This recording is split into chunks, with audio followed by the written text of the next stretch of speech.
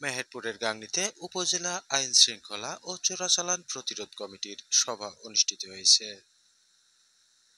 সোমবার 25শে অগস্ট বেলা 11টার দিকে গাংনী উপজেলা পরিষদ সভাকক্ষে এ সভা অনুষ্ঠিত হয়।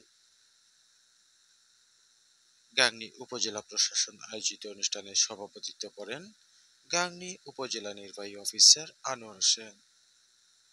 এ সময় বক্তব্য রাখেন গাংনী উপজেলা হেলথ কমপ্লেক্সের পরিবার পরিকল্পনা কর্মকর্তা আব্দুল আজিজ, উপজেলা সমাজ সেবা কর্মকর্তা আরশাদ আলী, কাথুলি বিওপির কোম্পানি কমান্ডার জিয়াউর রহমান, গাংনী থানার তদন্ত কর্মকর্তা আল মামুন, কাজীপুর ইউনিয়ন পরিষদের চেয়ারম্যান মোহাম্মদ আলম হুসাইন, কাথুলি ইউনিয়ন পরিষদের panel chairman Mohammad Hossain, Bamondi union পরিষদের panel chairman Shah Alam, Raipur union পরিষদের panel chairman Sargedul Mowla, Tentulberia union পরিষদের panel chairman Abdul Wahab, Saharbati union পরিষদের panel chairman Asmat Ara, Sholotaka union পরিষদের panel chairman Afroza Khatun, Dhankhola union পরিষদের প্যানেল চেয়ারম্যান, বিভিন্ন সরকারি দপ্তরের কর্মকর্তা ও গণমাধ্যম কর্মীরা।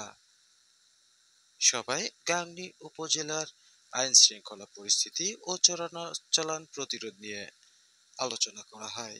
এ সময় উল্লেখিত বিষয়ে নানা সমস্যার দিক তুলে ধরা হয় এবং সমাধান নিয়েও বিস্তারিত আলোচনা করা হয়।